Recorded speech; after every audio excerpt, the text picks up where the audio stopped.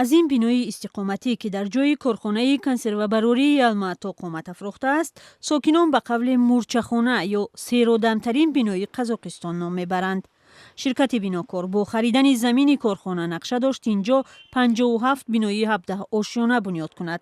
با دخالت وکیلان پارلمان شماره ساختمان و آشیانه ها کمتر کرده شدند، ولی صفت بیناها همان زیر سوال و شبهه است. حالا من به شما خطرناکترین بیناها را نشان میدهم. این مجموعه بیناهای رمز سیتی است. حالا من به شما صورت چطور ساخته شدن این بنا را نشان میدهم. به مانلیت ریخته آهن و بتونی آن نگرید. بین دیوارها پر کرده نشدند، آن خالی مانده است. سبب این است که بتون را بعد برف سخت ریختند، یعنی از برف و یخ پاک نکرده بتون ریختند. در این بنا هنوز کسی زندگی نمی کند، اما قسمی از خانه ها فروخته شدند. برخی الکی خانه های خود را پاک می کنند و به کوچبندی آمادگی دارند. آنها امید دارند که وضع به آن حدی که در نوار پرسر و صدا نشان داده شده است بد نیست. نمایندگان شرکت بیناکار تلاش دارند مشتریان را آرام کنند. به گفته آنها در جریان ساختمان مشکل جای داشت، اما کمبودی ها برطرف شدند.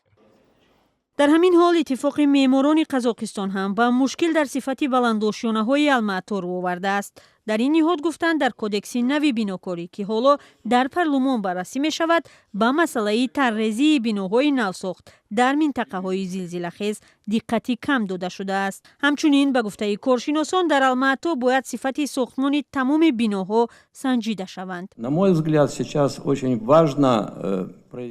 به نظر من حالا خیلی مهم است که یک سنجش کلی در تمام انشاءات گذرانیده شود. نه تنها بیناهای کهنه که الکی مهلت خود را گذرانیدند، بلکه بیناهای نو، مخصوصا بیناهایی که سیراده‌اند و در یک مهلت کوتاه ساخته می شوند.